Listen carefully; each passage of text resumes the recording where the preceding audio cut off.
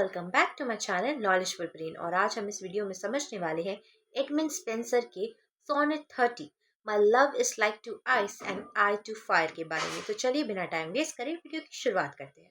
लेकिन उससे पहले जानते हैं कुछ बातें एडमंड स्पेंसर के बारे में। दोस्तों, एडमंड स्पेंसर का जन्म 1552 में हुआ था और उनकी डेथ 1599 में हुई थी। वो एक बहुत इंपॉर्टेंट इंग्लिश पोएट थे, स्पेशली एलिजाबेथन एज के टाइम के। उनका जन्म लंदन में हुआ था। उन्होंने अपनी पढ़ाई की थी यूनिवर्सिटी ऑफ कैम्ब्रिज से। वहां उन्होंने क्लासिकल लिटरेचर और पोएट्री को डीप स्टडी किया। स्पेंसर ने अपनी करियर की स्टार्टिंग एक पोएट और गवर्नमेंट ऑफिसर के रूप में की। वो आयरलैंड में इंग्लिश एडमिनिस्ट्रेशन के अंदर काम करते थे। उनका कनेक्शन पावरफुल लोगों से था, जैसे सर फिलिप सिडनी, और आयरलैंड में रहकर ही उन्होंने अपनी मोस्ट फेमस वर्क्स लिखी थी।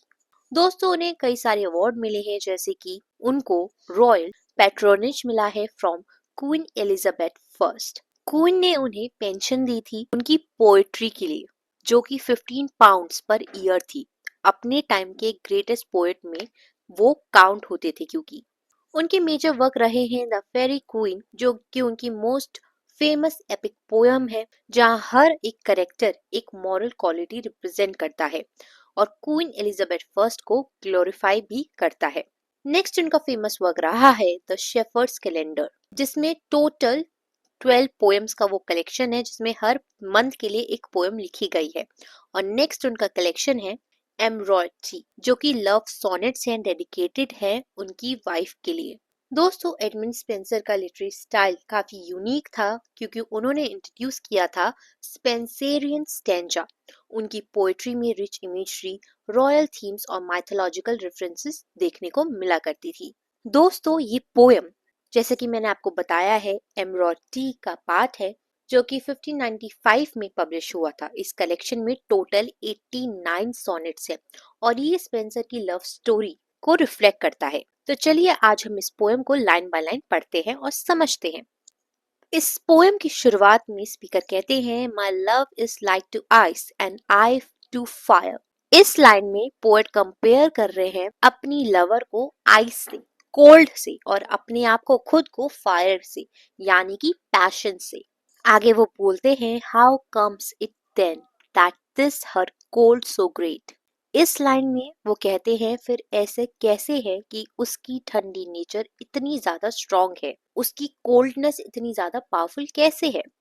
आगे वो बोलते हैं, is not dissolve through my so hot desire. इस लाइन में वो कह रहे हैं, मेरी इंटेंस लव यानी कि हीट से भी वो मेल्ट क्यों नहीं होती है, मेरे पैशन से उसकी कोल्डनेस मेल्ट क्यों नहीं हो रही। आगे वो कहते हैं, but harder grows the more I her entreat. इस लाइन का मतलब है, मैं जितना ज्यादा प्यार करता हूँ वो उतनी ही ज्यादा कोल्ड हो जाती है। आगे वो कहते हैं, और how comes it that my exceeding heat, यानी कि फिर मेरा प्यार इतना स्ट्रॉन्ग कैसे हो रहा है, मेरा पैशन इतना ज्यादा इंक्रीज कैसे हो रहा है। आगे वो कहते हैं, is not allied bye her heart frozen cold, यानी कि उसकी ठंडी नेचर मेरी फीलिंग्स को काम क्यों नहीं करती है, क्यों उसकी कोल्डनेस मेरे पैशन को रिड्यूस नहीं कर पा रही। आगे बोलते हैं, but that I burn much more in boiling sweat, यानी कि मैं और ज्यादा जलता हूँ इमोशनली और इंटेंस फील करता हूँ। आगे स्पीकर कहते हैं, and feel my flames augmented manifold, यानी कि मेरा प्यार और भी मल्टीप्लाई हो जाता है, मेरा जो पैशन है वो स्ट्रॉन्गर और स्ट्रॉन्गर ग्रो करता रहता है। आगे वो बोलते हैं, what more miraculous thing may be told, यानी कि इससे ज्यादा स्ट्रेंज और क्या ही हो सकता है। आगे वो बोलते हैं, that fire which all things melt should harden ice, यानी कि आग जो सब कुछ मेल्ट करती है, यहाँ आइस को और हार्ड बना रही है, यानी कि उनका प्यार और ज्यादा स्ट्रॉन्ग हो रहा है। आगे स्पीकर कहते हैं, should kindle fire by wonderful device. Such is the power of love in gentle mind that it can alter all the course of kind.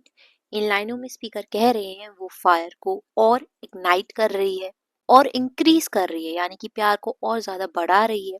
Love की पावर बहुत स्ट्रेंज और स्ट्रॉन्ग होती है, ये नेचर के रूल्स भी चेंज कर सकती है। और यहीं पे ये सोनेट खत्म हो जाता है। दोस्तों, अब बात करते हैं लिटरेरी डिवाइसेस की जो इस सोनेट में देखने को मिली है। पहला है मेटाफोर। लव को रिप्रेजेंट किया है आइस के साथ, पोएट को रिप्रेजेंट किया है फायर के साथ। साथ ही इस पोएम में पैराडॉक्स लिटरेरी डिवाइस का यूज किया गया है।